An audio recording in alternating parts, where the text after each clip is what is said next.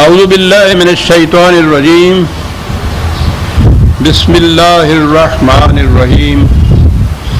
عزیزان من، آج جولائی 1983 کی 22 تاریخ ہے اور درس قرآن کریم کا آغاز سورہ الصاف 61 سورت سے ہوتا ہے، ابتدائی وہیں سے ہو رہی ہے۔ 8 جولائی کا درس جشن نزول قرآن کے سلسلے میں خصوصی تھا۔ 15 کو عید کی تقریب میں ہم نے ناغہ کیا تھا، تو اس لیے یہ تیسرے درس کے بعد یہ شروع ہو رہا ہے، لیکن ابتدا اس کی نئی صورت سے ہی ہو رہی ہے۔ بسم اللہ الرحمن الرحیم۔ سبح للہ ما فی السماوات و ما فی الارض وہو العزیز الحکیم۔ یہ پہلی آیت ہے، اور دوسری آیت ہے یا ایھا الذین آمنوا لم تقولون ما لا تفعلون۔ ہمارا قدامت پر رکھتا قرآن کے متعلق تو عجیب چیزیں رکھتا ہے۔ وہ یہ کہتا ہے کہ اس میں ربط کوئی نہیں ہے، یعنی کتاب ہے خدا کی آخری کتاب اور معاذ اللہ بے ربط کتاب، اور اس قسم کی وہ آیتیں پیش کرتے ہیں کہ پہلی میں ہے ارض و سماوات میں ہر شے خدا کی تسبیح کرتی ہے، اور اگلی آیت ہے کہ تم کیوں وہ کچھ کہتے ہو جو کچھ کرتے نہیں ہو۔ ربط نظر نہیں آتا ان کو۔ عظیم چیز ہے جو قرآن کہہ گیا ہے،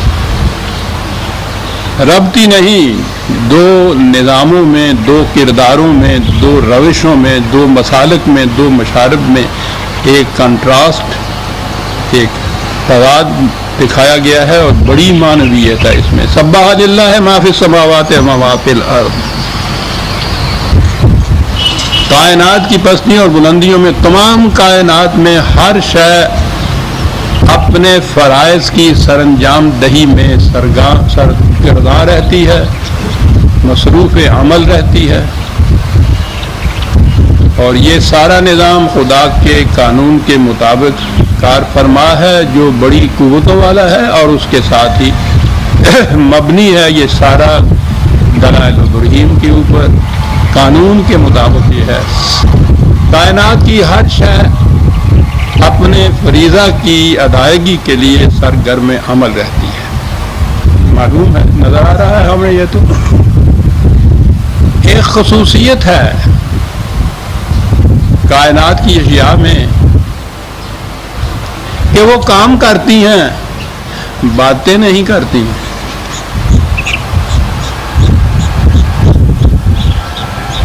خاموشی سے ہر شے اپنی ذمہ داریوں کو پورا کرنے کے لیے مصروف کار رہتی ہیں، بات نہیں کرتی۔ ساری کائنات خاموش کائنات ہے، لیکن ساری کائنات مصروف عمل کائنات ہے۔ خاموش، بڑے خوبصورت چند شعر ہیں اقبال کے کہ خاموش ہے چاندنی کمر کی، شاخیں ہیں خاموش ہر شجر کی، تاروں کا خاموش کارواں ہے، یہ قافلہ بے درار رواں ہے۔ خاموش ہیں کوہ و دشت و دریا، فطرت ہے مراقبے میں گویا۔ خاموش ہے یہ ساری کائنات، لیکن مصروف عمل ہے، مصروف کار ہے۔ بات یہ ہوئی کہ جو کام کر رہی ہیں قومیں، انہیں مذاق سخن نہیں ہے۔ اقبال نے وہاں سے لکھا تھا، جو کام کچھ کر رہی ہیں قومیں، انہیں مذاق سخن کرنی ہے۔ جو کام میں مصروف ہوتا ہے وہ باتیں نہیں کرتا۔ کہتا ہے یہ کائنات اس حقیقت پر شاہد ہے کہ جو مصروف عمل رہتا ہے، جو اپنے فرائض کی تکمیل میں سرگرداں رہتا ہے، وہ باتیں نہیں کرتا۔ تو اس کے بعد کہا کہ یاد رکھو تم لم تقولون ما لا تفعلون، تمہاری کیفیت یہ ہے کہ کرتے نہیں اور باتیں کرتے رہتے ہو۔ کتنا گہرا ربط ہے سر۔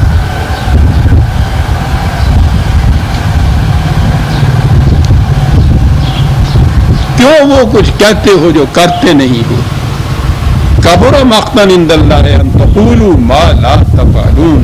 بڑی ہی بات ناراضگی کی، بڑی ہی بات خلاف ہے کہ تم جو کرتے نہیں ہو کہتے ہو، کرتے نہیں باتیں کرتے چلے جاتے ہو. اس کے مطلب باتیں باتیں باتیں، کام کچھ نہیں ہے. یہ کیا روش ہے؟ اب غور فرمایا کہ ربط ہی نہیں، کس قدر دو الگ الگ کردار دکھا دیے ہیں کہ ایک سامنے تمہارے اتنا عظیم القدر سلسلہ کائنات ہے کہ ہر وقت مصروف عمل رہتا ہے اور بات نہیں کرتا، اور ایک تم ہو کہ باتیں ہی کیے چلے جا رہے ہو اور جو فرائض تمہارے ذمے ہیں ان کو پورا نہیں کرتے. دیکھو تو یہ کنٹراسٹ جو ہے، یہ تضاد جو ہے ان دو نواموں میں، باتیں کرتے ہوئے چلے جا رہے ہیں. اگرچہ ٹھیک ہے، انسان کی خصوصیت بھی قرآن نے یہ بتائی ہے کہ علامہ البیان، اسے قوت گویائی ہم نے دی، صلاحیت دی تھی. یہ کائنات کی کسی اور شے کو میں بولنے کی صلاحیت نہیں ہے، انسان ہی کو حاصل ہے، اور بہت بڑی چیز ہے. یہ چیز حیوان سے اس کو متمیز کرتی ہے، لیکن وہ تو قدرت کی صلاحیتوں کو اگر صحیح طور پر استعمال کیا جائے جس مصرف کے لیے وہ دی گئی ہیں تو پھر تو اس کے نتائج تعمیری نکلتے ہیں. انہیں صلاحیتوں، قوتوں، استعدادوں کو اگر غلط طور پر استعمال کیا جائے تو تخریب ہی تخریب ہوتی ہے. یہ قوت گویائی، یہ بیان آپ دیکھیے تو صحیح، کام کرنے والے پروگرام کے اوپر یا پلان کرنے والے سائنٹسٹ ہوتے ہیں، وہ بڑی تھوڑی سی بات کرتے ہیں. کتنا ضروری ہے وہ بات کرنا، کنوے کرنا ایک چیز کو دوسرے کی طرف. لیکن دوسری طرف ہماری قومیں ہیں اور ہم تو 1000 برس سے اس میں لگے ہوئے ہیں، شاعری کیے چلے جا رہے ہیں. سب باتیں باتیں باتیں، ساری تاریخی باتوں سے بھری ہوئی ہے آپ کی. اور اس دور میں تو پھر ان باتوں میں انتہا ہو گئی ہے، اس لیے بھی کہ یہ ابلاغ کے ذرائع جو ہیں وہ بڑے عام ہو گئے ہیں. پہلے بات کوئی کرتا تھا تو اپنے ہی دائرے کے اندر رہتی تھی، اب تو ہر بات ریڈیو کی لہروں کے اوپر، ٹی وی کی اسٹریمنگ و نقوش کے اوپر، اخبارات کے ذریعے سے،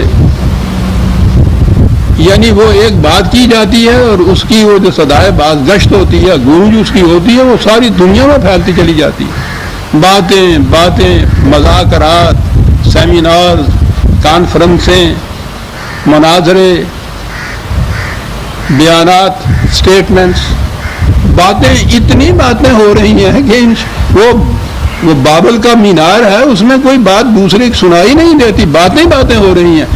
نچوڑ کے دیکھیے کہ اس کے بعد ان میں کام کتنا ہوتا ہے. وہ کام بھی باتیں ہی ہوتی. وہ رپورٹ پبلش ہو گئی، اس کے بعد وہ ایک پلان آ گیا اور ایک کتاب چھپ گئی، اخبارات نے یہ ریویو کیے اس کے اوپر. جو اس کے بعد جو کوئی پوچھتا ہے کہ میرے دکھ کی دوا کرے کوئی، تو دوا نہیں، نسخے ہی لکھتے ہیں پہ. لما تو کون ہونا، کیا بات ہے. کہتے کیوں ہو وہ جو کر کے نہیں دکھاتے. تو بڑی بری بات ہے یہ سب. اس میں بھی ایک بات عام طور پر ایک شخص دوسرے سے کہتا ہے کہ میاں اس طرح سے تو جھوٹ نہ بولا کرو، کاروبار میں فریب نہ کیا کرو، بڑی بری بات ہے. اسے سننا چاہیے کہ یہ بات ٹھیک کہتا ہے، کہ شکریہ. وہ کہتا واہ میاں پہلے اپنے آپ کو تو ٹھیک کرو، تم نہیں جھوٹ بولتے. یعنی چونکہ اگر وہ جھوٹ بولتا ہے تو اس کے لیے بھی سند ہو گئی کہ یہ بھی بولے گا. ٹھیک ہے، اس کے لیے بھی ضروری ہے کہ وہ بھی نہ جھوٹ بولے. یہ شخص جس سے یہ کہا جا رہا ہے اسے تو صرف یہ دیکھنا چاہیے کہ جو کچھ یہ کہہ رہا ہے مجھے وہ ٹھیک ہے یا نہیں. وہ جو اس کے لیے ایکسکیوز ڈھونڈ رہا ہے اس بات کے اندر کہ چونکہ تم بھی جھوٹ بولتے ہو اس لیے تمہیں کیا حق ہے کہ مجھے یہ کہو کہ جھوٹ نہ بولو. وہ جو کہنے والا خود نہیں کرتا، جو کہہ رہا ہے اس کا جرم اس کے ساتھ ہے. وہ جو تمہیں کہہ رہا ہے تم اس کے اوپر کان دھرو کہ ٹھیک کہہ رہا ہے یا نہیں. تو یہ چیز جو ہے عام طور پہ آپ دیکھیں گے کہ اس طرح سے کوئی بھی کسی کی نصیحت کارگر ہی نہیں ہو رہی. یہ ٹھیک ہے نصیحت کرنے والے کے لیے ضروری ہے کہ پہلے اس پہ خود عمل کر کے بھی بتائے، لیکن سننے والا جو ہے اس لیے اس چیز کو دھتکار نہ دے یہ کہہ کے کہ تم کیوں نہیں کرتے اس لیے میں کیوں کروں. اور اسی لیے تو یہ ساری اپنی فریب کاریاں اور جتنی کاروباری ڈسانیسٹیاں پھیلی ہوئی اس لیے ہیں کہ وہ بھی تو کرتا ہے. یہ کہو کہ صاحب ملاوٹ کیوں کرتے ہو، ساری دنیا کر رہی ہے. رشوت کیوں لے رہے ہو، ہر ایک لے رہا ہے جی. یعنی یہ سند بن جا رہی ہے. دیکھنا تو یہ چاہیے کہ جو کوئی یہ کہہ رہا ہے، مجھ سے جو کہہ رہا ہے وہ بات صحیح ہے یا نہیں. یہ نہیں کر رہا تو یہ اس کا جرم ہے، یہ بھگتے گا. مجھ سے یہ نہیں پوچھا جائے گا کہ اس نے وہ کیوں نہیں کیا تھا. مجھ سے یہ پوچھا جائے گا کہ ایک اچھی بات تم نے سنی کیوں نہیں تھی، پھر اس کے مطابق عمل کیوں نہیں کیا تھا. لما تقولون ما لا تفعلون کبر مقتا عند اللہ ان تقولوا ما لا تفعلون. بڑی چیز اتنے سی قرآن کے اس حکم یا نصیحت کے آواز پہ عمل ہونا شروع ہو جائے کہ کہو وہ جو کر کے دکھاؤ. یہ آپ کے ہاں کا معاشرہ، یہ دنیا کچھ کی کچھ ہو جائے. اور اس کے بعد تقابل جو کیا ہے نا خارجی کائنات میں نظام عمل کا کہ خاموش سب کام کیے چلے جا رہے ہیں. یہ معاشرہ ہمارا کوئی کام نہیں، باتیں ہی باتیں کی جا رہی ہیں. مومن کا شعار یہاں کہا تھا کبرا مقتا عند اللہ، سخت ناگواری کی بات جسے ہم کہتے ہیں. اس کے مقابلے میں کون سی بات ہے جو بہت پسند ہے خدا کو؟ ان اللہ یحب الذین یقاتلون فی سبیلہ صفا کانہم بنیان مرصوص. خدا کے نزدیک پسندیدہ وہ ہے باتیں نہیں کرتے زیادہ. وقت آ پڑتا ہے تو میدان جنگ میں سرخوشی کے لیے جا نکلتے ہیں، اور اس کے بعد دشمن کا مقابلہ اس طرح سے سفارا ہو کے کرتے ہیں. اب یہ دیکھیے جو پہلی بات تھی نا کہ یہ سارے کوثار کی چٹانیں، یہ اتنے بڑا سورج کا نظام، یہ سارے تارے، یہ سارے خاموش کھڑے ہیں اپنے مقام پہ، مصروف عمل ہیں. یہاں ایک تشبیہ دی ہے کہ یہ پھر یہ جماعت مومنین مجاہدین کی جماعت میدان جنگ میں جاتی ہے تو کیسے لڑتی ہے. مدافعت میں اس طرح سے جم کے کھڑے ہو جاتے ہیں گویا کہ ایک سیسا پلائی ہوئی دیوار ہے. سیسا پلائی ہوئی دیوار خاموش ہوتی ہے لیکن ہر مخالفت کا مقابلہ چٹان کی طرح کرتی، کچھ نہیں کہتی لیکن کھڑی ہوتی ہے اس طرح سے کہ بڑے سے بڑا محیط حملہ بھی اس کے پاؤں میں لغزش نہیں پیدا کرتا. کہتے ہیں کہ یہ پھر میدان جنگ میں یوں دشمن کا مقابلہ کرتے ہیں جیسے سیسا پلائی ہوئی دیوار ہو. میدان جنگ کا سپاہی وہاں بیان نہیں ایشو کا، اسٹیٹمنٹ ایشو نہیں کرتا، بیانات نہیں دیتا، مجلس سے نہیں منعقد کرتا، وہ کر کے دکھاتا ہے، بات نہیں کرتا. اور اس طرح سے جم کے کھڑا ہوتا ہے جیسے سیسا پلائی ہوئی دیوار. اس کے مقابلے میں پھر قرآن اپنے انداز کے مطابق تاریخی شواہد کو سامنے لے آیا کہ دیکھیے قوم موسیٰ کو، بنی اسرائیل کی قوم کو، وہ اپنے زمانے میں وہ بھی باتیں کیا کرتی تھی، بڑی باتیں کیا کرتی تھی. قرآن تو مختلف مقامات پہ اس نے دہرایا کہ ذرا سا حکم ان کو دیا کہ صاحب یہ ایک بچڑا ذبح کرو، بات بڑی صاف تھی. اب اس میں وہ مین میخ نکالنے لگ گئے. عمر کتنی ہونی چاہیے، رنگ کیسا ہونا چاہیے، استعداد کس قسم کی ہونی چاہیے، بڑا ہو چھوٹا ہو، حل میں جوتا ہو، ایسے ہو.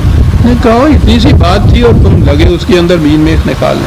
اور پھر جس انداز سے وہ حضرت موسیٰ علیہ السلام کو ستایا کرتے تھے، وَإِذْ قَالَ مُوسَىٰ لِقَوْمِهِ يَا قَوْمِ لِمَ تُؤْذُونَنِي وَقَدْ تَعْلَمُونَ أَنِّي رَسُولُ اللَّهِ إِلَيْكُمْ. کیفیت ان کی یہ تھی کہ کوئی بھی خدا کا حکم ان کو دیا اور انہوں نے اس کے متعلق باتیں کرنی شروع کر دی، عمل نہیں کیا. اور ان باتوں میں پھر اس طرح ستاتے تھے حضرت موسیٰ علیہ السلام کو. یہ کس انداز سے ستاتے تھے وہ بہرحال متعدد مقامات پر بات آ گئی ہے، میں اس کو دہرانا ہی نہیں چاہتا. خاص طور پہ ہمارے ہاں روایت میں جو چیز کہی گئی ہے وہ تو دہرائی جانے کی قابل بھی نہیں ہے صاحب. کہا کہ تم جانتے ہو کہ میں جو کچھ تمہیں کہتا ہوں اپنی طرف سے نہیں کہہ رہا، یہ خدا کے پیغامات، اس کے احکام ہیں جو میں تم تک پہنچاتا ہوں. یہ ان کی اطاعت سے کوئی مجھ پہ احسان نہیں کرتے، اور ان کی اگر تم خلاف ورزی کرتے ہو تو میرے کسی حکم کی خلاف ورزی نہیں ہے. میں تو خدا کا رسول ہوں، اس کی بات تم تک پہنچاتا ہوں. کہا کہ پھر اس کا نتیجہ کیا ہوا؟ اب آگے بات پھر وہ 2-4 لفظوں میں وہ کہہ دی گئی ہے. کئی دفعہ یہ چیزیں آ چکی ہیں، ہر بار جب آتی ہے تو پھر بیان کرنا پڑتا کہ جس نے تقدیر جیسے مشکل ترین مسئلے کو 4 لفظوں میں حل کر کے رکھ دیا ہے.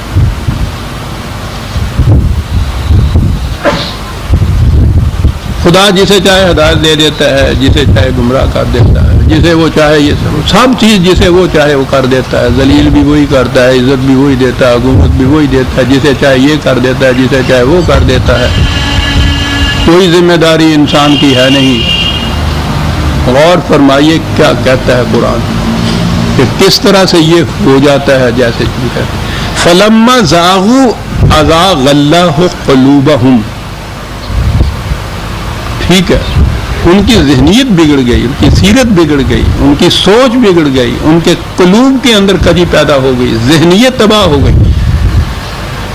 یہ کیوں ہوئی؟ کہنے کو تو کہو گا ازاغ اللہ، خدا نے کیا. بات سمجھو، فلما ازاغوا، جب وہ خود ٹیڑھے ہوئے تو یہ کیفیت ہو گئی ان کی.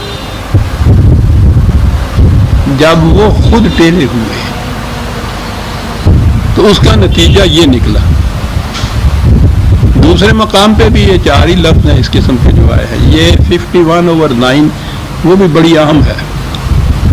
یوفق عنہ من افک، غلط راستے کے اوپر وہی ڈالا جاتا ہے جو غلط راستہ اختیار کرتا ہے. یہ ساری ذمہ داری قرآن دیتا ہے. انسان کی ذمہ داری ہے جب ہی اپنے کسی فیصلے اور عمل کا یہ نتیجے کا ذمہ دار بنتا ہے نا. اگر یہ سارا کچھ خدائی کیے چلا جا رہا ہے تو پھر یہ جزا سزا کے مسئلے، مکافات عمل، یہ جنت اور جہنم بیکار چیزیں ہیں. وہی گمراہ کرتا ہے، وہی ہدایت دیتا ہے. یہ کتنی بڑی چیز ہے کہ انسان کے ہاتھ میں انیشیٹو ہے. یہ بات بہت پہلے آ چکی. انسان ابتدا کرتا ہے، جس قسم کا یہ بن جاتا ہے اسی قسم کے اس کے نتائج برآمد ہو جاتے ہیں. یہ بنتا کس قسم کا ہے؟ یہ اطاعت شعار بنتا ہے، قوانین کے سرسبز و شاداب نتائج اس کو مل جاتے ہیں. یہ ان سے سرکشی برتتا ہے، تباہی اور بربادی اس کے حصے میں آ جاتی ہے. یہ جو کچھ بنتا ہے، خدا کا قانون انسان کے پیچھے پیچھے چلتا ہے. جس راستے کے اوپر یہ جاتا ہے اس راستے کے مطابق اس کا قانون ہوتا ہے. غلط راستے پہ چلتا ہے تو وہ غلط جگہ جا کے پہنچ جاتا ہے. صحیح راستہ اختیار کرتا ہے، منزل مقصود تک پہنچ جاتا ہے. آغاز کار، ابتدا جسے کہتے ہیں، انیشیٹو جسے انگریزی میں کہتے ہیں، یہ اس کے لیے. یعنی اس مقام پہ دیکھیے، اس چوراہے کے اوپر وہ انسان کھڑا ہے، مسافر جس نے جانا ہے، کسی منزل کے اوپر پہنچنا ہے. خدا نہیں اس سے کسی صحیح راستے کے اوپر لگا دیتا کہ چلو، دکھا تو دیا ہے اس نے. وہاں وہ اس نے سائن پوسٹ لگا دیے ہیں چوراہے کے اوپر کہ یہ راستہ فلاں گاؤں کو جاتا ہے، یہ فلاں شہر کو جاتا ہے. آنکھیں دے دی، روشنی دے دی، علم دے دیا، سائن پوسٹ دے دیے. اب وہ خود پکڑ کے اس کو راستے کے اوپر نہیں لگاتا. کہتا یہ ہے کہ یہاں پہنچ کے جس قسم کا راستہ تم اختیار کرو گے اس قسم کا قانون تمہارے اوپر لاگو ہو جائے گا. غلط راستہ اختیار کرو گے تو قانون یہ ہے کہ شام کو تکان تمہارے حصے میں آئے گی، منزل سے تم کوسوں دور ہو جاؤ گے. یہ ہمارا قانون ہے کہ غلط راستے پہ چلنے والا صحیح منزل پہ نہیں پہنچ سکتا.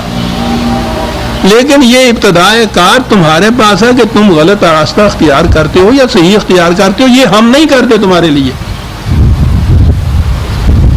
ہم تو تمہارے فیصلے کے پیچھے پیچھے چلتے ہیں. جیسے تم بن جاتے ہو اس کے مطابق، جسے آپ کہتے ہیں تمہاری تقدیر، تمہاری قسمت، یہ باہر سے لکھی ہوئی کوئی چیز نہیں آتی. جس قسم کا انسان خود بن جاتا ہے اس قسم کی اس کی تقدیر ہوتی ہے.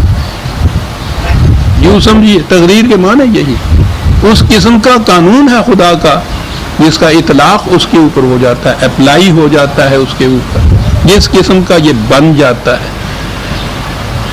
وہ آپ کو یاد ہے، میں نے وہی ایرک فرام کا جو فکرہ تھا، ٹو ہیو اور ٹو بی. یہ ٹو بی کی بات جو ہے، جو میں نے کہا تھا کہ ایک لفظ ترجمے کا نہیں مل رہا، بات ساری ٹو بی کی ہے. تم خود کیسے بن گئے ہو،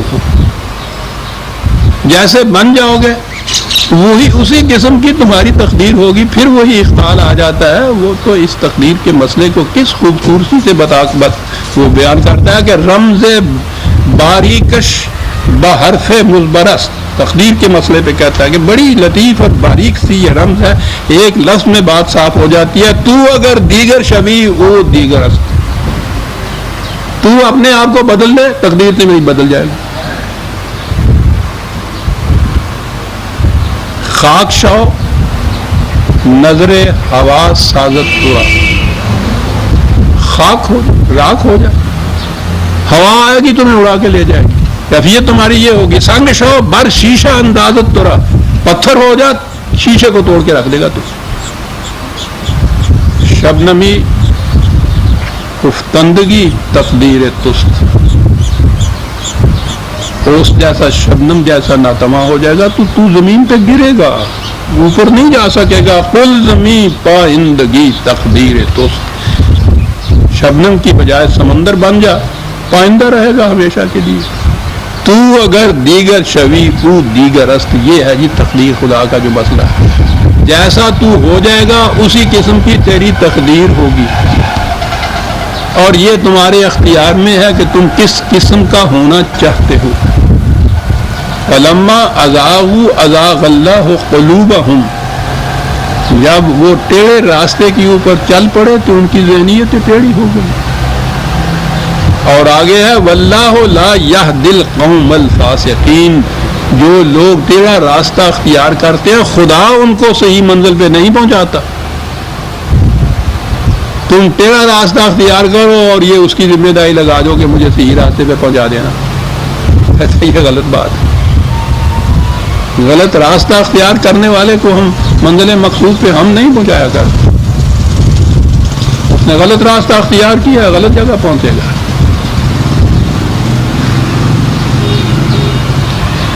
قوم موسیٰ کے بعد حضرت عیسیٰ علیہ السلام کا ذکر آ رہا ہے، ان کے حواریوں کا ذکر آئے گا.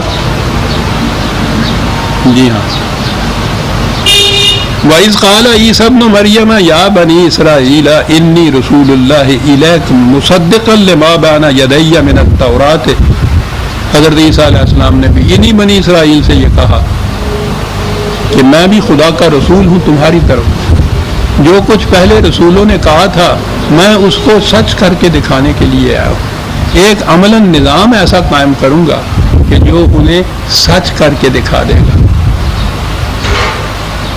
یہ تو ہے جو ماضی میں ہوا ہے، میں اس کے متعلق تو کہہ رہا ہوں یہ کروں گا. اور اس کے بعد وَمُبَشِّرٌ بِرَسُولٍ يَأْتِي مِن بَعْدِ اسْمُهُ احمد، اور میں تمہیں بشارت دیتا ہوں کہ میرے بعد ایک اور رسول آئے گا، اس کا نام احمد ہوگا. یہ چیز بڑی مابین نزاع چلی آ رہی ہے. ہمارے یہاں مناظرے ہوتے ہیں، مذاکرے ہوتے تھے عیسائیوں میں. آج کل وہ مناظرے تو کم ہو گئے ہیں کہ یہ قرآن نے یہ احمد کہا، یہ تو عربی زبان میں کہا حضور کا نام. اب ان کے ہاں اصلی انجیل تو حضرت عیسیٰ علیہ السلام کی جو زبان تھی عربی، اس میں انجیل ہے ہی نہیں دنیا میں کہیں بھی. ان کے ترجمے ہوئے تھے یونانی میں، یونانی کا ترجمہ بھی اصلی کہیں ہے نہیں. پھر ان کے ترجمے ہوئے مختلف زبانوں کے اندر، عبرانی میں بھی ترجمے ہوئے اور پھر دنیا کی زبانوں میں ترجمے ہوئے. ان ترجموں کی یہ کیفیت ہے کہ میرے پاس مختلف ایڈیشن ہیں ان کے ہاں کے بائبل کے، جو ایک کے ساتھ دوسرا نہیں ملتا، انہیں کے شائع کردہ. ہر نیا ایڈیشن پہلے ایڈیشن سے مختلف ہوتا ہے. اس لیے یہ بات کہ اوریجنل جو انجیل تھی نبی حضرت عیسیٰ علیہ السلام پہ نازل ہوئی ارمی، اس میں یہ لفظ کیا تھا جسے قرآن نے کہا ہے کہ انہوں نے کہا تھا کہ اس کا نام احمد ہوگا. یہ عربی زبان میں تو لفظ نہیں کہا ہوگا نا انہوں نے، اپنی زبان میں جس میں انجیل نازل ہوئی تھی اس میں. یہ یونانی زبان کے اندر پیراکلیٹ کا لفظ آپ نے سنا ہوگا، فارقولیت جس کو لکھتے ہیں، یونانی میں کہتے تھے کہ یہ تھا، اس کے معنی تسلی دینے والا، اطمینان دینے والا. وہ لفظ بھی اب نہیں رہا، اس کے بڑے مختلف ترجمے ہوئے. وہ وکیل ترجمہ ہوا اور وہ شفیع ترجمہ ہوا، مددگار ترجمہ اس کا ہوا. مختلف انجیلوں میں اس کے لفظ کے مختلف ترجمے ہیں. یہ کہنے کے لیے کہ یہ جو رسول اللہ صلی اللہ علیہ وسلم تشریف لائے تھے مسلمانوں کے رسول، اس کی بشارت نہیں دی تھی حضرت عیسیٰ علیہ السلام نے. لیکن میں نے آپ کو یاد ہوگا کہا کرتا ہوں، ایک انجیل برنباس ہے. نظر آتا ہے کہ وہ جو صحیح جو کچھ نازل ہوا تھا حضرت عیسیٰ علیہ السلام پر، اس کے اندر اگر وہ یقینی طور پہ وہ نہیں تو اس کے قریب تر وہ ہے، وہ تعلیم اس کی بتا رہی ہے مختلف موجودہ انجیلوں سے بالکل مختلف ہے. اس میں احمد چھوڑ محمد لکھا ہوا ہے اور کتنے مقامات پر لکھا ہوا ہے، میرے پاس موجود ہے. وہ بات تو وہی ہے. احمد حمد کرنے والا، محمد جس کی حمد کی جائے، بات تو حمد ہی کی ہے. بہرحال حضرت عیسیٰ علیہ السلام نے ان سے کہا جو موجودہ انجیلیں ہیں ان کے اندر بھی نام تو یہ نہیں ہے، آنے والے کے متعلق اس میں ان میں بھی متعدد مقامات کے اوپر پیشین گوئی ہے. وہ کہتے ہیں ہواری کہ آپ اس نظام کی تکمیل کیوں نہیں کرتے؟ ان کا کہ یہ تکمیل میرے بعد آنے والا جو آئے گا نا، یہ وہ کرے گا آ کر، اور اس کی پھر بڑی تفصیل اس کے قدوسیوں کی جو ساتھی ہوں گے، کس طرح سے یہ نظام تکمیل تک پہنچے گا. یہ موجودہ محرف انجیلوں کے ترجمے میں بھی یہاں تک تو موجود ہے، بس نام نہیں اس میں انہوں نے دیا ہے. گنجائش اتنی رکھ لی آنے والا. فلما جاءهم بالبينات قالوا هذا سحر مبين، کہنے لگے کہ جب وہ آیا آنے والا تو انہی عیسائیوں نے جن کے نبی نے ان سے کہا تھا کہ وہ آنے والا آئے گا، اس کا اتباع کرنا، وہ میری پیغام کی تکمیل کرے گا. کہنے لگا جب وہ پرانے والا آیا، وہ ساری نشانیاں ساتھ لے کر جو ان کے نبی نے ان سے کہی تھی وہ آیا، تو انہوں نے کہا کہ نہیں یار یہ تو میرے کھلا ہوا جھوٹ ہے جو شخص یہ بول رہا ہے. یہ انہوں نے کر دیا. یہ بات وہاں کی تھی کہ جب وہ آنے والا آیا تو انہوں نے یہ کیا، اور ایک ہمارے ہاں آنے والا آیا. یہاں احمد تھا، یعنی نام اس کا پھر کہیں گے اپنا ہی نام لے، نام اس کا غلام احمد تھا. کہا گیا کہ بھائی، اور کہنے لگا کہ میں وہی احمد ہوں جس کے متعلق حضرت عیسیٰ علیہ السلام نے کہا تھا کہ وہ آئے گا. انہوں نے کہا تھا کہ اس نے احمد کہا تھا تو تم تو غلام احمد ہو، تو احمد تو کوئی اور تم تسلیم کر رہے ہو جس کے تم غلام ہو، تو تم پھر احمد کیسے ہو؟ کہنے لگا یہ وہ غلام والی بات میرے ماں باپ نے ایسے ہی لکھ دی تھی، نام رکھ دیا تھا، اصل میں ہوں احمد ہی. وہ احمد ہی بن کے آ گئے. اب کیا بتایا جائے؟ گورنمنٹ کی خیر یارو مناؤ، اکبر نے کہا تھا انا الحق کہو اور باقی نہ پاؤ. جس کا جی چاہتا تھا نبی بن جاتا تھا. انہی کا ایک پیرا وزیر تھا، وہ خدا بن گیا تھا. تو ٹھیک ہی بات انہوں نے کہا ہے کہ اگر یہ گرو جنہوں نے ٹپڑے چیلے چوڑ ٹرپ احمد بنا، نبوت کا دعویٰ کیا، وہ خدا ہی بن گیا. یہ تو غنیمت ہے کہ اگے گھوڑا ہی مک گیا، نہیں تو پتہ نہیں اگلا اور کی دعویٰ کر بیٹھتا۔ فلما جاءہم بالبینات، قرآن کہتا ہے جب وہ آیا واضح دلائل کے ساتھ تو انہوں نے کہا کہ یہ تو بالکل جھوٹ ہے، وہ تو قصہ وہاں ختم ہو گیا۔ کہتے نہیں وہ ہم ہیں جو آنے والے تھے، کیا فائدہ ہے ان باتوں کا۔ وَمَنْ أَظْلَمُ مِمَّنِ افْتَرَىٰ عَلَى اللَّهِ الْكَذِبَ وَهُوَ يُدْعَىٰ إِلَى الْإِسْلَامِ، اس سے زیادہ ظالم کون ہوگا کہ جو اپنی طرف سے بات کرے اور خدا کی طرف اس کو منسوب کر دے۔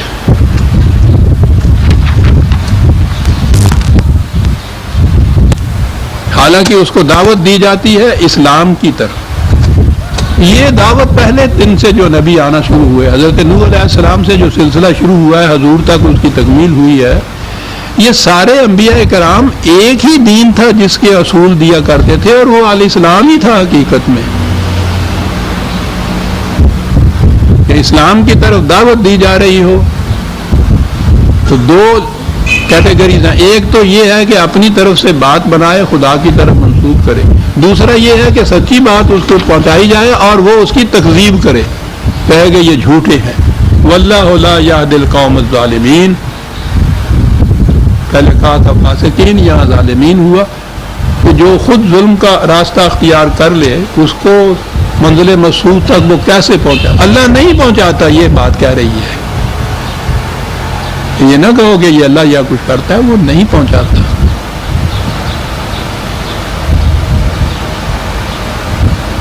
یہ جتنے لوگ نبی اکرم صلی اللہ علیہ وسلم کی دعوت کا انکار کرتے تھے، سرکشی برتتے تھے، مخالفت کرتے تھے، کوشش کرتے تھے کہ یہ کامیاب نہ ہو، ان میں یہ اہل کتاب بھی شامل تھے، خاص طور پہ یہود، نصرانی بھی شامل تھے، عیسائی۔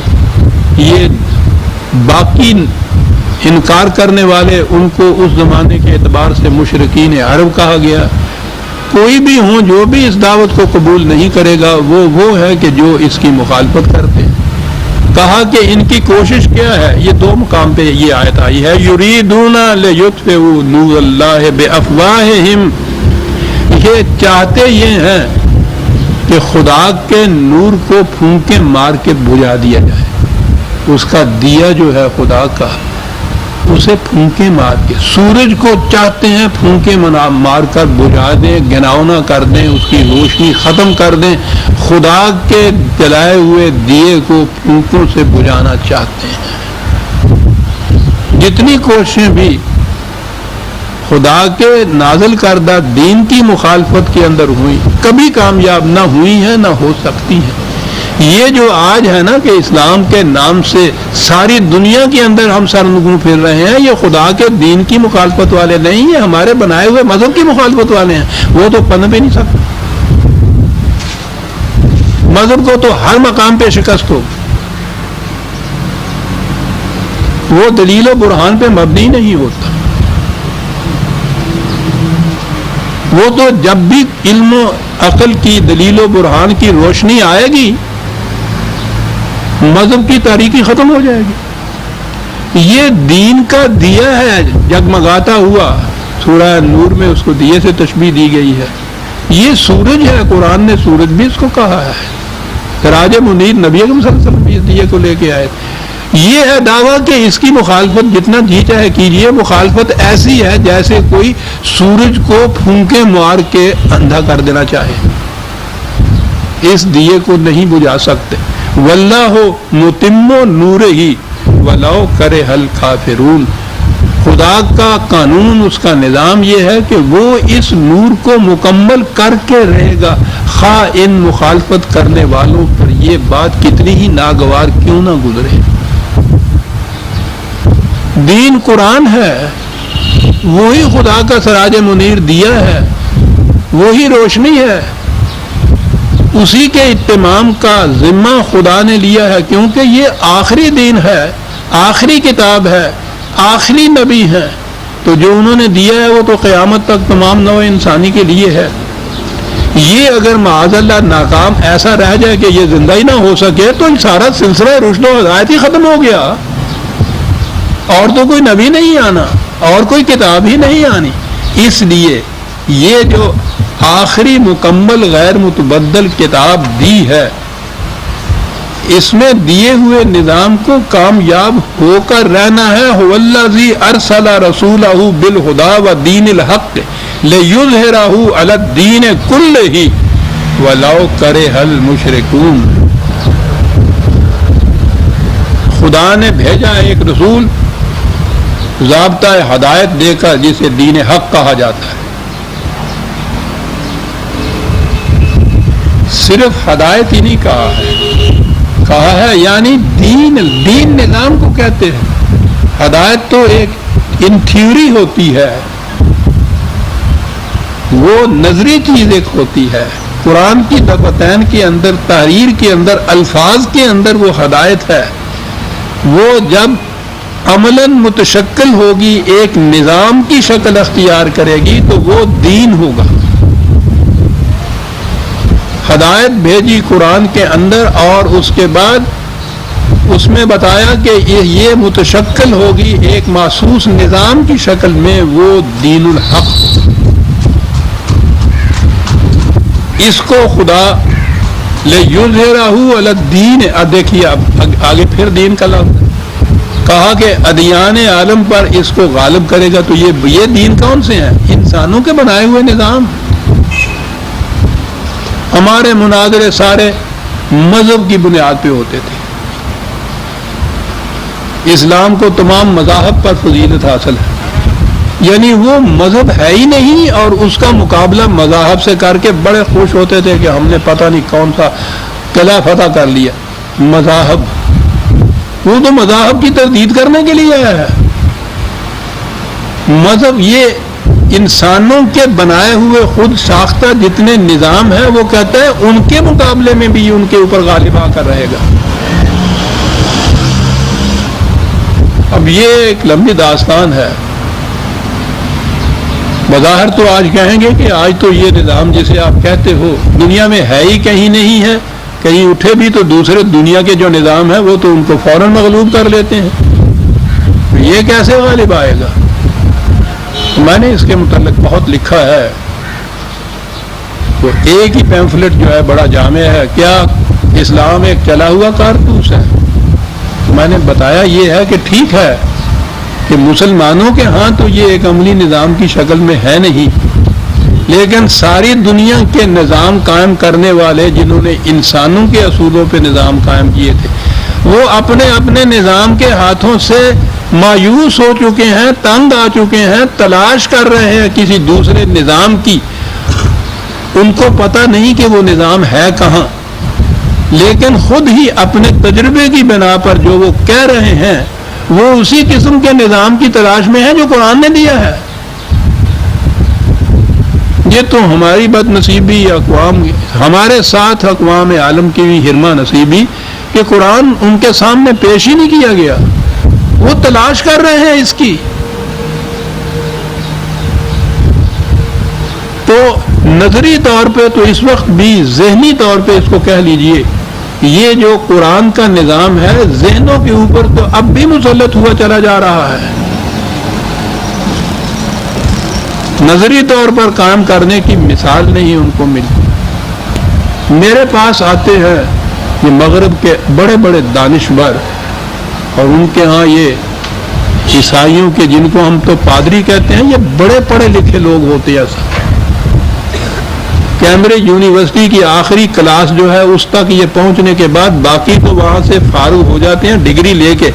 پادری بننے کے لیے 2 سال اور لگانے پڑتے ہیں۔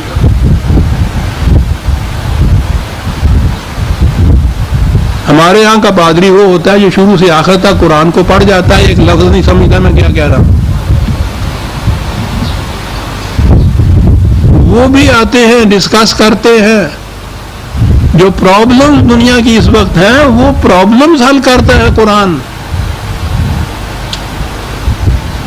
وہ یہ نہیں بتاتا کہ اس سے اتنا ثواب ہوگا تم جنت میں چلے جاؤ گے، وہ کہتا ہے کہ یہاں اس دنیا کے اندر کس طرح سے رہنا ہے۔ ان سے جب بات کی جاتی ہے تو بہرحال وہ صحیح دل سے کہتے ہیں یا ویسے ہی۔ ایک بھی ایسا نہیں میں نے پایا جو اس سے مطمئن نہ ہو کہ بات کو کچھ یہی ہے جو قرآن کہہ رہا ہے، جو تم نے بتایا ہے۔ اور اگلی بات وہ ہے پھر وہ مور اپنے پاؤں کو دیکھ کے اپنے پروں کو بھی نیچا کر لیتا ہے. وہ کہتا ہے کہ جب یہ قرآن تمہارے پاس ہے، 40-44 آزاد اسلامی مملکتیں بھی تمہارے پاس ہیں، تو یہ نظام رائج کیوں نہیں ہو رہا؟ عزیزان من، ان میں سے ہر ایک یہ کہہ کے اٹھتا ہے مجھ سے اور میری آنکھیں جھک جاتی ہیں. بات ٹھیک؟ اور پھر وہی قرآن کی جو پھٹکار آ جاتی ہے کہ لما تقولون ما لا تفعلون، جو نظام قائم کر کے نہیں بتاتے اس کی باتیں کیوں کرتے ہو؟ اور قائم ہو کر رہے کیسے؟ یا ایھا الذین آمنوا هل ادلکم علی تجارۃ تنجیکم من عذاب علیم. کہا کہ تم دنیا میں، ہر شخص دنیا میں کچھ نہ کچھ کاروبار کرتا ہے، اس کا نام بزنس نام ہی رکھے ہے، اور ہر ایک ہم میں سے لین دین کرتا ہے، ساری زندگی اسی کا نام ہے. کہنے لگے وہ تم اپنی عقل کے زور کے اوپر تجربے کی بنا پہ کرتے ہو، بعض میں کچھ فائدہ ہوتا ہے، بعض میں نقصان بھی ہوتا ہے. کہا میں تمہیں ایک ایسا کاروبار بتاؤں، تجارت کا لفظ آیا، ایسا کاروبار بتاؤں جس میں کبھی خسارہ ہو ہی نہ. تو کون ہے جو کہے گا کہ نہیں صاحب میں نہیں چاہتا ایسا کاروبار کرتا جس میں تجارت ہو ہی نہ، جس میں خسارہ ہو ہی نہ، خسارہ ہی نہیں، کسی قسم کی تباہی نہ آئے اس کے بعد. جی ہاں فرمائیے، جی سن لیجیے. تؤمنون باللہ ورسولہ، پہلی بات تو یہ ہے کہ خدا نے رسول کی وساطت سے جو بھی صداقتیں دی ہے، یقین ہو ان کے اوپر کہ یہ کامیابی کا راستہ ہے. پہلی بات تو یہ ہے، ہر کام جو شروع کیا جائے عزیزان مان، اس کے متعلق پہلے یہ یقین ہونا چاہیے نا کہ یہ کامیابی کا راستہ ہے. کوئی کاروبار میں جو آپ شروع کریں گے، اگر شروع میں یہ چیز ہو کہ یہ نقصان پہنچائے گا، تو آپ کون ہے جو یہ کرے گا؟ وہ تو مثال ہے نا کہ یہ پاگل ہو گیا ہے، اس کو اپنے نفع نقصان کا بھی خیال نہیں، وہ تو پاگل ہوتا ہے. ورنہ ہر شخص پہلے یہ اپنے آپ کو ایشور کر لیتا ہے، مطمئن کر لیتا ہے کہ اس میں مجھے فائدہ ہوگا. وہ کہتا ہے کہ یہ پہلے یقین کرو کہ یہ جو اصول ہے جو تجارت کے ہم بتا رہے ہیں، اس میں فائدہ ہوگا، نقصان نہیں ہوگا. یقین ہے تمہیں، اور یقین اندھے یقین کا نام نہیں ہے. عقل و بصیرت کی بنا پہ پرکھ لو، دیکھ لو، جانچ لو، بھانپ لو. پکی طور پہ آ گئے تم اس پہ واقعی یہ سچی بات ہے، تو بات وہ یہ ہے تجاہدون فی سبیل اللہ باموالکم وانفسکم. بات اتنی سے خدا نے جو راستہ بتایا ہے نو انسانی کی منفعت کا، اس کے لیے مسلسل کوشش کرتے چلے جاؤ تاکہ وہ وقت بھی آ جائے کہ میدان جنگ میں بھی جانا پڑے. جہاد صرف میدان جنگ میں جنگ کرنے کا نام ہی نہیں ہے، مسلسل کوشش کا نام ہے. یہ جہد مسلسل جس کو کہتے ہیں، ساری زندگی جہاد میں گزرنے کی بات. وہ چمکتی ہوئی حدیث نبی اکرم صلی اللہ علیہ وسلم کی، جب حضور سے فرمایا کہ مومن کی زندگی کیا ہے، آپ نے فرمایا کہ جب جہاد ہو رہا ہو یعنی جنگ تو میدان جنگ میں ہو، جب نہ ہو رہا ہو تو جہاد کے لیے تیاریاں کر رہا ہو. مومن کی زندگی ہوگی سر. اور تیاری یہ نہیں ہے کہ وہ تلوار اپنی تیز کر رہا ہو، وہ جو نظام اپنے معاشرے کا قائم کرے اس کے اندر ہر فرد اس قسم کا بنتا چلا جائے کہ وقت آنے کے اوپر وہ میدان جنگ میں کھڑا ہو. مسلسل جہاد کی زندگی.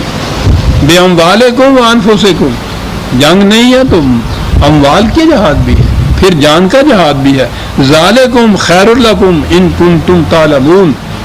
علم کی بارگاہ سے پوچھو تو تمہیں بتائے گا کہ واقعی یہ تجارت ایسی ہے جس میں نقصان نہیں ہوگا، تباہی نہیں آئے گی. یغفر لکم ذنوبکم ویدخلکم جنات تجری من تحتها الانہار ومساکن طیبۃ فی جنات عدن ذلک الفوز العظیم. تمہارے پیچھے جو باتیں الزامات لوگ لگا رہے ہیں، چپکا رہے ہیں تمہارے پیچھے، اللہ ان تمام سے حفاظت کا سامان بام پہنچا دے گا. ایک کامیابی 1000 قسم کی ناکامیوں کی تہمتوں سے بچا دیتی ہے آدمی کو. دلیل اور ثبوت ہی یہ ہوتا ہے اپنے دعوے کی صداقت کا کہ وہ کامیاب ہو جائے. اس کے خلاف جو کچھ لوگوں نے الزام تراشیاں کی ہوئی ہوتی ہیں سب ختم ہو جاتی ہیں. وہ جو کامیاب ہو جاتا ہے دعویٰ کہا یہ ہوگا ان کی باتوں میں نا، اور جو آج تمہارے خلاف یہ کچھ کہہ رہے ہیں یہ سب ختم ہو جائیں گی جب یہ بات کامیاب ہوگی تمہاری. تو وہی قرآن کے الفاظ ان مساکن کے اندر، تو مساکن تو ہوم لینڈز کو کہتے ہیں، مدینے کی زندگی ہے، اپنے گھر بار چھوڑ کے مکے میں آ گئے، یہاں آنے کے بعد آج کے الفاظ میں کہیے پناہ گزینوں کی زندگی. یہ ابتدائی جو تھی مدنی زندگی جو تھی یہ بھی بہت بے چارگی کی زندگی تھی. ابھی یہ لوگ مدینے والے انصار جو تھے جو کچھ وہاں تھا اس کو بانٹ کے ان کے اندر تسلیم کیا. وہاں یہ کہا جا رہا ہے پہلی چیز قرآن نے کہی ہے ایدہ بنصرہ، خدا تمہاری تقویت پہنچائے گا، تمہیں مساکن دے گا طیب. پھر ملے ایسے مساکن عزیزان من، تاریخ شاہد ہے. 22 لاکھ مربع میل، 10 لاکھ مربع میل کا رقبہ تو زیر نگین تھا نبی اکرم صلی اللہ علیہ وسلم کی. 22 لاکھ تک یہ پہنچ چکا ہوا تھا حضرت عمر کے زمانے میں. اس زمانے میں یہ کچھ کم بات نہیں ہے. جب میں نے پہلے بھی کہا کہ ٹرانسپورٹ کا کوئی ذریعہ اونٹ اور گھوڑے کے سوا تھا ہی نہیں، صحراؤں کو عبور کر کے جانا پڑتا تھا. اس زمانے میں یہ مساکن طیبہ ملے. وَأُخْرَىٰ تُحِبُّونَهُ، یہی یہ مساکن نہیں مل جائیں گے کہ رہنے سہنے کی جگہ مل جائے گی. نصر من اللہ وفتح قریب وبشر المؤمنین، خدا کے قانون کی تقویت اور دروازے کھل جائیں گے تمہارے ہاں فتوحات کے اور دوسرے مساکن کے اور دوسری زمینوں کے دروازے کھل گئے. ایران اور رومن اور مصر وغیرہ کے علاقے کہاں کہاں تک پہنچ گئے تھے یہ لوگ جو تھے. بشر المؤمنین، یہ بشارت تھی جو مومنین کو دی گئی. یا ایھا الذین آمنوا کونوا انصار اللہ. کیا بات ہے، کونوا انصار اللہ. یا جماعت مومنین اٹھو، خدا کے مددگار بن جاؤ. خدا کے مددگار یعنی ان کو اس کو ضرورت ہے تمہاری مدد کی، لیکن وہ تو اپنے پروگرام اس دنیا میں وہ انسانوں کے ہاتھوں سے کامیاب کراتا ہے. کہاں ہمارا پروگرام ہے، ہم چاہتے ہیں کہ یہ کامیاب ہو، اٹھو ہماری مدد کرو، اس کو ذرا کامیاب کر دیجئے. کتنا بڑا مقام انسان کو دیتا ہے خدا سے، جو اپنے پروگرام کی تکمیل کے لیے اس کی انعانت اور اس کی مدد کے یوں کہیے کہ محتاج ہوتا ہے اور اس سے کہتا ہے کہ تم اٹھو.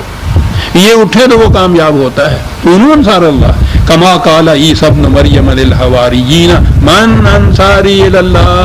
حضرت عیسیٰ علیہ السلام نے اپنے حواریوں سے یہ کہا تھا کہ خدا نے جو پروگرام میرے ذمہ لگایا ہے، کہو تم میں سے کون ہے جو خدا کا مددگار ہو میری وساطت سے. یہ شروع سے طریقہ چلتا آ رہا تھا. وہ حضرت عیسیٰ علیہ السلام کی جو زندگی پیش کی جا رہی ہے ہمارے سامنے، مسکینی، درویشی، فقیری، گداگری، یہ بالکل غلط محرف ہے. میں نے اپنے ہاں یہ لکھا ہے کہ یہ اس قسم کی تصویر ان کی خود ان انسانوں نے، عیسائیوں نے کیوں پیش کی ہوئی ہے. میرے ہاں ہے یہ شعلہ مستور، حضرت عیسیٰ علیہ السلام کی حیات طیبہ کے اوپر میری کتاب ہے، اس میں نے لکھا ہے یہ بڑے انقلابی انسان تھے اور بہت بڑا انقلاب برپا کیا تھا انہوں نے انصاری. اور قرآن کی عظمت اور کشادہ ظرفی ملاحظہ فرماؤ. انجیلیں یہ کہتی ہیں کہ حضرت عیسیٰ علیہ السلام کے 12 حواری تھے، ساتھی، سارے 12 ہی تھے. انجیل یہ کہہ رہی ہے کہ 12 ہی تھے. ان میں سے ایک نے تو انہیں دشمن کے ہاتھوں 30 روپے کے عوض بیچ دیا مخبری کر کے، اور وہ گرفتار کر کے لا گئے، اور باقی 11 بھاگ گئے. یہ عیسائی پیش کر رہے ہیں ان حضرت عیسیٰ علیہ السلام کے حواریوں کو کی، جن کو وہ اپنے اپوسٹل بھی بتا رہے ہیں. رسولوں کے اعمال نامے انجیل کی ایک کتاب کا نام ہے، اور اعمال ان کے یہ بتا رہے ہیں. اور قرآن کریم ملاحظہ فرماؤ کہ وہ عیسائی اتنی مخالفت کر رہے ہیں اس کی. یہ کہہ رہا ہے کہ حضرت عیسیٰ علیہ السلام کے حواری تو اتنے بڑے انقلابی تھے کہ حضرت عیسیٰ نے ان سے کہا کہ کون ہے جو اس مہم میں مدد کرتا ہے میری، بلکہ خدا کی مدد کرتا ہے. قال الحواریون نحن انصار اللہ، ہم مددگار بنیں گے. وہ اپنے ہاں کے اپوسلز کی، رسولوں کی، حواریوں کی وہ سیرت پیش کر رہے ہیں. عیسائی انجیل پیش کر رہی ہے، اور یہ جس کی مخالفت کر رہے ہیں وہ عیسائی، وہ اس کا اعتراف کر رہا ہے. یہ ہے صداقت عزیزان من کہ میرٹ کی چیز دشمن کے اندر بھی ہو تو اس کا اعتراف کرو. انصاری یہ انصاریین نے یہ کہا نانو انصار اللہ، حواریوں نے کہا فآمنت طائفۃ من بنی اسرائیل وکفرت طائفہ، تو چنانچہ بنی اسرائیل میں سے ایک گروہ تو حضرت عیسیٰ علیہ السلام پہ ایمان لے آیا، دوسرے نے مخالفت کی، یہ یہودی تھے، وہ عیسائی تھے۔ فَأَيَّدْنَا الَّذِينَ آمَنُوا عَلَىٰ عَدُوِّهِمْ فَأَصْبَحُوا ظَاهِرِينَ، تو اس کے بعد تاریخ بتا دے گی کہ حضرت عیسیٰ علیہ السلام پر جو ایمان لائے تھے عیسائی، ان کو یہودیوں پر کتنی بڑی کامیابیاں حاصل ہوئیں۔ یہ اتنا ٹکراؤ ان کے ہاں ہوتا چلا آ رہا ہے یہودیوں اور عیسائیوں کے درمیان کہ یہ مسلسل جنگوں کے اندر یہ رہے تھے۔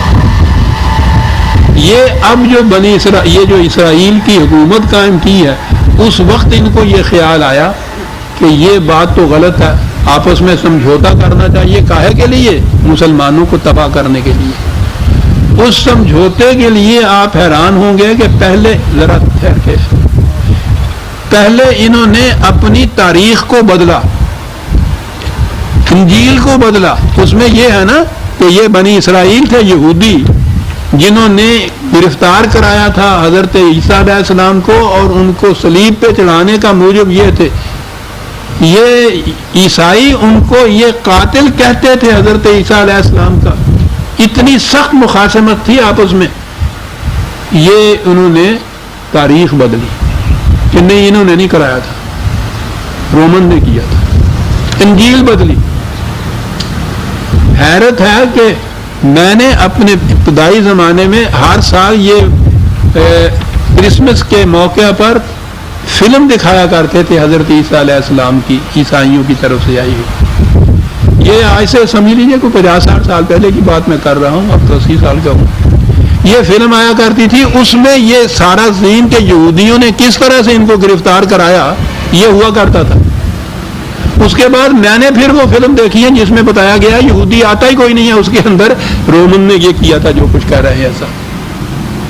یہ اس وقت صلح ہوئی ان کی اس مصلحت کی بنا پر، ورنہ آپس میں ان کی مخاصمت اتنی چلی آئی تھی۔ اور پھر یہ عیسائی اتنے غالب رہے تھے کہ یہ جو وانڈرنگ جیو تھا جس کو کہیں ٹھکانہ نہیں تھا، چھت نہیں تھی، عیسائیوں کے ہاتھوں یہ ہوا تھا، مسلمانوں کے ہاتھوں تو نہیں۔ مسلمانوں کے زمانے میں تو ان کو امن دیا گیا، پناہ دی گئی، سلامتی کی ضمانت دی گئی۔ انہوں نے وہ اپنی کرتوتوں سے باز نہ آئے تو ان کے خلاف یہ کچھ کرنا پڑا، ورنہ یہ جو راندہ درگاہ ہوئے ہیں یہودی، یہ سارے عیسائیوں کے ہاتھوں سے ہوئے تھے۔ آج عیسائی اور یہ یہودی ایک ہیں، اور وہ پھر کس کے لیے ایک ہے؟ مخالفت کے لیے مسلمانوں کے لیے ایک ہے، جنہوں نے نہ اس صلیب میں حصہ لیا۔ ان کے حواریوں کی وہ اس طرح سے تعریف کر رہا ہے۔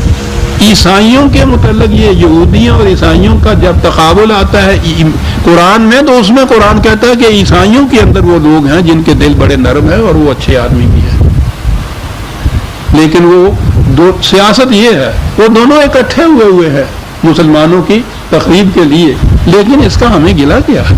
ٹھیک ہے، ان کی مثال یہ ہے، یہ تھوڑا ہے کہ ہم یہ گلہ کر کے ان کو گالیاں دے کے کامیابی حاصل کر لیں گے۔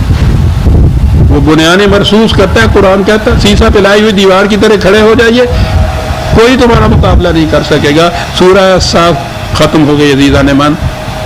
آئندہ درس میں ہم سورہ جمعہ لیں گے، 62ویں سورت۔ ربنا تقبل منا انک انت السمیع العلیم۔